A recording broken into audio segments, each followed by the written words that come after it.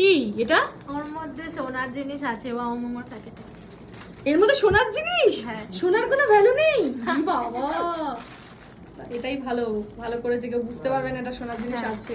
টের পাবে নাকি? টের পাবে না কেউ। চলো চলো চলো। ভাববে এটা তো কিছু পুরো মনে হচ্ছে জঞ্জাল। ক্রাউন। এরকম সাবধানে পড়াও। একটু নিচে দাও। এখনো একটু জমিয়ে রাখছে, পরে হাসবে। আমার দাঁত বের করে হাসলে ভালো লাগে না। তোকে ভালো লাগছে, লক্ষ্মী বউ। ওটা পেছনে থাকবে তো আটকে দেবো।